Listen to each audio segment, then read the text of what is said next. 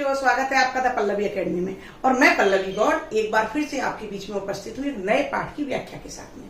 तो बच्चों, आज मेरी इस वीडियो पे आगे बढ़ने से पहले जल्दी से मेरे चैनल को सब्सक्राइब कर लें, ढेर सारे लाइक करें और बच्चों शेयर अवश्य करें, जिससे कि दूसरे बच्चे भी लाभ उठा सके।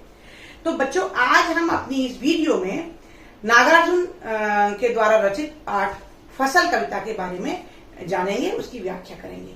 जैसा कि आपको पता है कि आपके क्षितिज भाग 2 में पाठ 5 में 2 कविताएं आई हैं। यह दंतुलित मुस्कान, जिसमें कवि ने बच्चे की मोहक मुस्कान के सौंदर्य का वर्णन किया है, ये भी नागार्जुन द्वारा रचित है। और उन्हीं की दूसरी कविता है इसी पाठ में फसल। तो मैंने दंतुलित मुस्कान कविता की व्याख्या पिछली वीडियो में कर दी है, आप वहां पर जाकर देखें। आज हम इस वीडियो में फसल के बारे में बात करेंगे कि फसल कविता में कवि क्या संदेश देना चाहता है। रही बात नागार्जुन की, तो नागार्जुन के बारे में संक्षिप्त विवरण मैंने अपनी पिछली वीडियो में दिया है। एक दो चीजें मैं यहाँ पर आपको पॉइंट आउट करती हूँ कि नागार्जुन के बचपन का नाम वैद्यनाथ मिश्र था।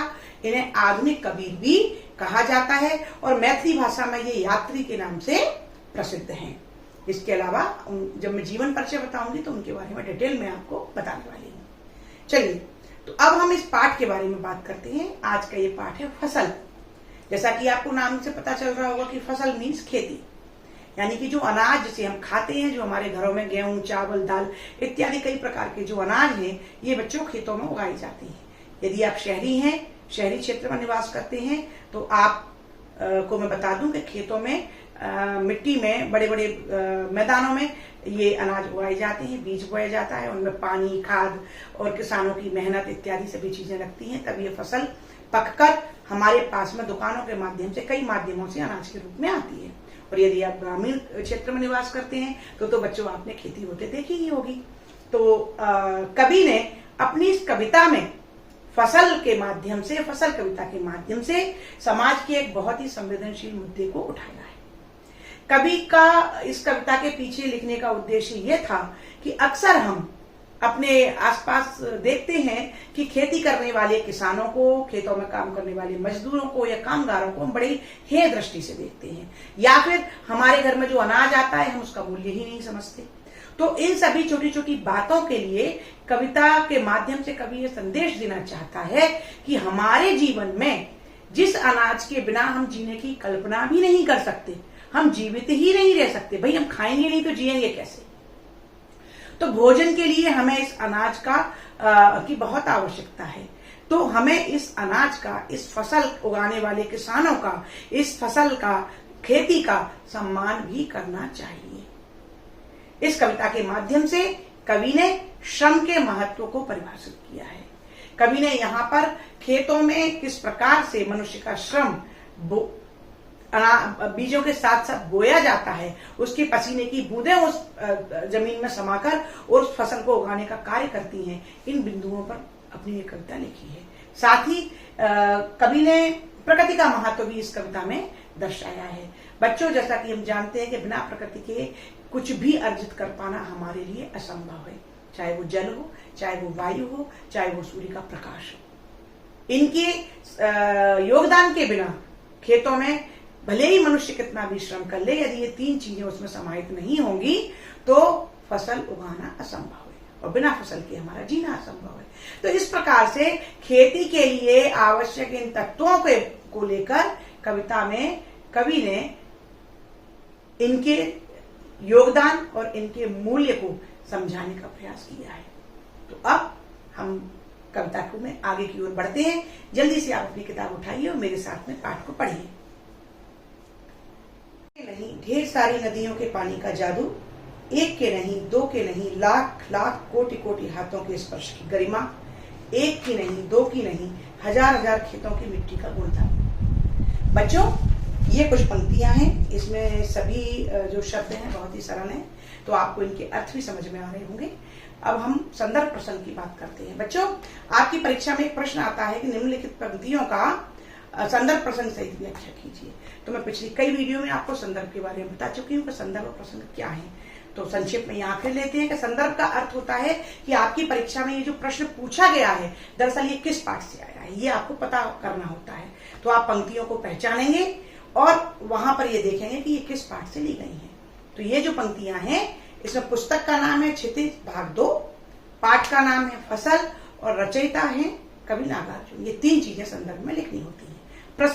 प्रसंग मैंने आपको प्रारंभ में ही इस पाठ का संक्षिप्त परिचय देते समय बताया है कि प्रस्तुत पंक्तियों में कवि ने फसल के उगने में प्रकृति का जो योगदान है या श्रम का जो योगदान है उसके बारे में बताया है। व्याख्या की ओर चलते हैं। मैं एक एक पंक्ति को पढ़ूंगी और उसकी अर्थ करूंगी, आप समझें। एक के नहीं, दो के नहीं, ढेर सारी नदियों के पानी का जादू। कभी यहां पर यह कहता है कि फसल उगाने में किसी 1-2 नदी का पानी नहीं लगा है, इसमें ढेर सारी नदियों के पानी का जादू मिला हुआ है। अर्थात जो अनाज आपके घर में आ रहा है, चाहे वो गेहूं हो, चावल हो, दाल हो, बाजरा हो, ज्वार हो, कोई सा भी अनाज हो, वो किसी एक नदी के पानी से नहीं उगा है बच्चों। कभी कह रहा है कि उस फसल को उगाने में, उसकी खेती करने में, उस अनाज को पैदा करने में 1 या 2 नदी का पानी नहीं है, उसमें ढेर सारी नदियों का पानी का जादू लगा हुआ है, जादू समाया हुआ है। अब आप ये सोचेंगे कि भाई हमारे खेत के बगल से तो नहर रही है या हमारे शहर के पास तो एक ही नदी है, फिर ये कभी ऐसा क्यों कह रहा है? भाई हमारे आसपास तो जो खेती होती है उसमें यमुना नदी का पानी लगा है, किसी क्षेत्र में गंगा का पानी, किसी क्षेत्र में नर्मदा का पानी, तो फिर कभी ये क्यों कह रहा है कि 1-2 का नहीं, ढेर सारी नदियों का पानी इन खेतों में लगा है? तो उसका तात्पर्य यह है बच्चों कि इन नदियों से पानी वाष्प बनकर धुएं के रूप में उड़कर धूप से और बादलों पर पहुंचता है, आसमान में पहुंचता है, बादलों के रूप लेकर वो जब बारिश के द्वारा इन खेतों में पानी पहुंचता है वापस, तब ये फसल उगती है और लहलहा उठती है। बारिश के पानी का जो जादू है वो इन फसलों में समा जाता है। वैसे भी बच्चों सुनते हैं ना कि फसलों के लिए, पेड़ पौधों के लिए वर्षा का पानी तो जादू है। तो इस प्रकार से कभी ये कह रहा है कि भले ही आपके खेतों के आसपास कोई नहर निकली हो या एक कोई नदी निकली हो, लेकिन इसका मतलब ये नहीं है कि उन खेतों में केवल 1 या 2 नदी का ही पानी का जादू मिला हुआ है। नहीं, इन खेतों में ये जो फसल उगी है, ये इसमें कई सारी नदियों का पानी का जादू मिला है। समझ गए बच्चों कि नदियों का पानी वाष्प बनकर आकाश में बादल के रूप में परिवर्तित होकर जब बारिश के रूप में वापस इन खेतों में लगता है, तब ये खेत फसल से लहलहाने लगते हैं। आगे कभी कहता है, 1 के नहीं, 2 के नहीं, लाख लाख कोटि कोटि हाथों के स्पर्श की गरिमा। अब कभी जल का महत्व बताते हुए, नदियों का महत्व बताते हुए आगे बढ़ते हुए कह रहा है कि ये जो आपके घर में अनाज आया है, जिसे आप भोजन के रूप में ग्रहण करते हैं, उसकी आप कीमत करो, उसका मूल्य समझो। क्यों? क्योंकि ये किसी 1-2 आदमी ने नहीं उगाया है। समझे? इस फसल को उगाने में किसी 1 या 2 व्यक्ति के हाथों की मेहनत या व्यक्ति की मेहनत या हाथों का स्पर्श नहीं लगा है। हाथों के स्पर्श से संबंधित का अर्थ हुआ बच्चों यहाँ पर कि भाई जब किसान खेत में हल चलाता है ना, बीज बोता है, उसमें खाद डालता है, उस फसल को काटता है, उस फसल में से अनाज और भूसी को अलग अलग करता है। यदि आप शहर में रहते हैं तो आपने ये सब चीजें मुश्किल ही होंगी कि देखी होंगी, पर ग्रामीण बच्चे जानते हैं कि ये खेत में किसान या व्यक्ति की कितनी मेहनत लगती है, कितने कितने कितने काम करने होते हैं। तो कवि यहाँ पर उन किसानों की मेहनत का मूल्य समझा रहा है हमें कि हमें इस अनाज का मूल्य समझे, साथ ही हमें खेत में काम करने वाले किसानों, खेती करने वाले मजदूरों या कामगारों का भी सम्मान करना चाहिए। क्योंकि ये जो फसल है उसमें किसी 1 या 2 व्यक्ति की मेहनत नहीं समाई है, बल्कि उसमें लाखों करोड़ों लोगों के हाथों का स्पर्श मिला हुआ है। अर्थात जहां कहीं भी ये खेती होती है, हजारों लाखों की संख्या में ये जो खेतों में फसल को उगाया जाता है और उन खेतों में काम करने वाले करोड़ों लाखों लोग जो उस खेत में मेहनत करते हैं, उन सभी के हाथों के स्पर्श से ही ये फसल पैदा होती है। तो इसलिए कभी यहां संदेश देना चाहता है कि हमें किसानों को कम नहीं आंकना चाहिए। उनका हमारे जीवन यापन में, हमारे पालन पोषण में किसानों का, कामगारों का, खेत में काम करने वाले मजदूरों का महत्वपूर्ण योगदान है। इसलिए हमें उनका भी सम्मान करना चाहिए। आगे कभी कहता है, 1 की नहीं, 2 की नहीं, हजार हजार खेतों की मिट्टी का गुण धर्म। अब आगे नदियों का महत्व बताने के बाद और श्रम का महत्व बताने के बाद कवि मिट्टी की ओर चलता है। कवि कहता है कि ये जो फसल आपके घर में आई है, या जो ये फसल उगी है, ये जो अनाज है, ये किसी एक या दो खेत की मिट्टी की विशेषताओं को लेकर नहीं पनपा है। इसमें हजारों हजार खेत, जाने कितने खेतों की मिट्टी की विशेषताएं, मिट्टी के जो पोषक तत्व हैं, जो उसके गुण धर्म हैं, जो उस मिट्टी की विशेषताएं हैं, जो उसकी उपजाऊपन है, उनके सभी गुणों को लेकर ये अनाज हमारे घरों तक पहुंचा है। अब साधारण से शब्दों में समझाती हूं मैं कि भाई किसी खेत से आपके यहाँ गेहूं आया, कहीं से आपके यहाँ तुअर की दाल आई, किसी खेत में मूंग की दाल होगी, कहीं से आपके चावल आए, है ना। तो ये क्या किसी एक ही खेत में उग गए क्या, ये दो खेत में उग गए क्या? नहीं, ये जो फसलें हैं ये हजारों खेतों में अलग अलग वैरायटी की, अलग अलग किस्मों की फसलें उगाई जाती हैं, और प्रत्येक खेत की मिट्टी की अपनी अपनी एक विशेषता होती है, अपनी अपनी एक पोषक तत्व उसमें समाहित होते हैं, अपना अपना गुण धर्म होता है। तो ये जो अनाज है वो उस मिट्टी से उन विशेषताओं को, उस पोषक तत्वों को खींचकर अपने अंदर समाहित कर लेता है, और फिर वही अनाज हमारे अंदर भोजन के रूप में हम उसे ग्रहण करते हैं, और वो हमारे जीवन को पालता है, हमारे अंदर स्टेमिना, ऊर्जा, शक्ति, बल, सामर्थ्य और स्वास्थ्य की वृद्धि करता है।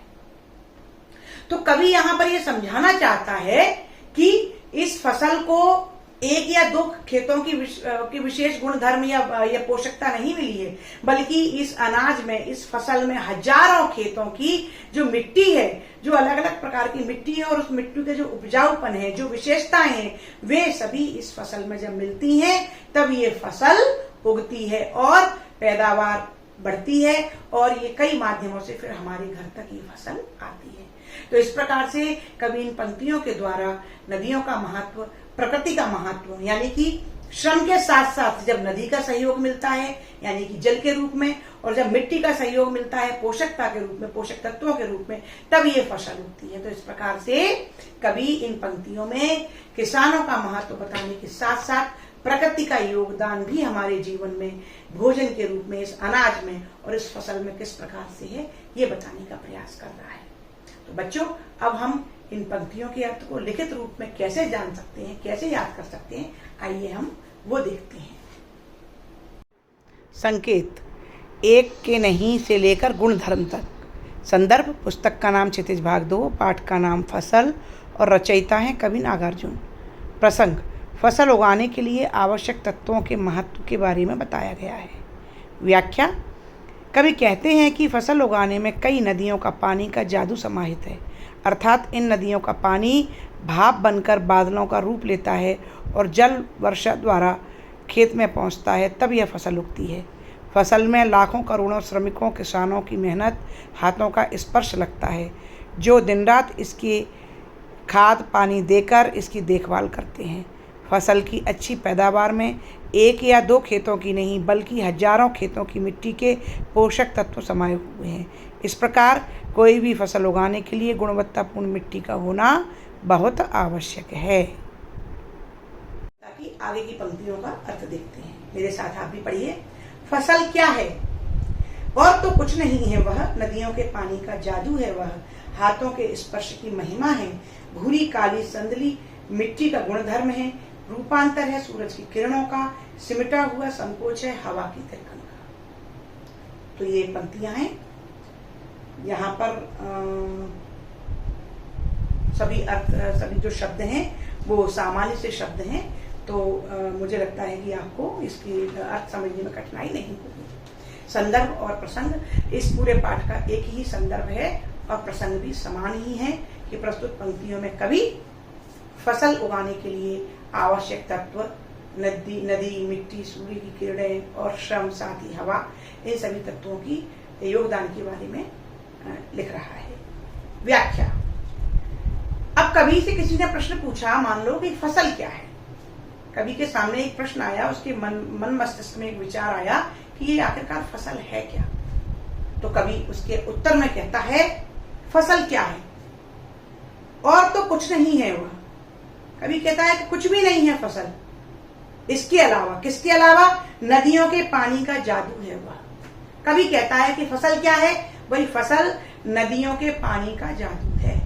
जो कई सारी नदियों का पानी वर्षा के रूप में परिवर्तित होकर बारिश के रूप में इन फसलों में जाकर, इन खेतों में जाकर लगा, तब ये फसल उगी। तो इसका अर्थ ये है कि जो फसल है वो नदियों के पानी का चमत्कार है, नदियों के पानी का योगदान है, नदियों के पानी का जादू है। हाथों के स्पर्श की महिमा है।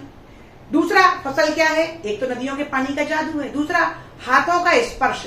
जो लाखों करोड़ों हाथ, किसानों के हाथ, कामगारों के, मेहनतकश लोगों के हाथ जो इस फसल को उगाने में दिन रात मेहनत करते हैं, उन हाथों का स्पर्श है ये फसल। यानी कि उन हाथों की मेहनत है, उन हाथों का योगदान है, उन हाथों का प्रयास है, जो दिन रात लाखों करोड़ों हाथ खेती उगाने में लगे रहते हैं, उनका श्रम है ये। तो क्या है फसल? नंबर एक तो नदियों का पानी, और नंबर दो किसानों के स्पर्श का जादू, यानी कि स्पर्श की महिमा, स्पर्श का महत्व या स्पर्श का फल है। तीसरा क्या है? भूरी काली संदली मिट्टी का गुणधर्म। तीसरी फसल क्या है? फसल है भूरी काली संदली, कहीं पर लाल मिट्टी, कहीं काली, कहीं भूरी। ये जो अलग प्रकार की मिट्टियां हैं, आपने देखी होगी ना कि मिट्टी कई रंग की होती है, और जितने रंग मिट्टी के होते हैं उनमें अलग अलग प्रकार के गुण होते हैं, उनकी अपनी एक विशेषता होती है, उनमें एक अलग अलग उपजाऊपन होता है जो कि पोषक तत्वों से भरा होता है। और उन्हीं मिट्टी में जब ये फसल उगती है तो उस मिट्टी के गुणधर्म को लेकर, उस मिट्टी की क्वालिटी को लेकर, विशेषता को लेकर ये अपने अंदर समाहित करती है और फिर ये फसल उगती है। तो कभी यहाँ पर कहता है कि फसल क्या है? नदियों के का जादू है, नदियों का पानी फसल है। दूसरा हाथों का स्पर्श, यानी कि किसानों के हाथ, हाथों का श्रम, श्रम की महिमा ही फसल है। और तीसरा भूरी काली अनेक प्रकार के रंगों की मिट्टी का जो उपजाऊपन है, जो विशेषताएं हैं, जो उनके विशेष गुण हैं, वो फसल है। रूपांतर है सूरज की किरणों का। अच्छा, ये सब तीनों चीजें हों पर सूर्य का प्रकाश ना मिले तो क्या फसल होगी? नहीं होगी, क्योंकि प्रकाश संश्लेषण की क्रिया के द्वारा ही पौधे अपना भोजन स्वयं बना पाते हैं, यानी कि खुद की वृद्धि में अपने को लगा पाते हैं। तो बिना सूर्य की किरणों के प्रकाश के प्रकाश संश्लेषण की क्रिया नहीं होती।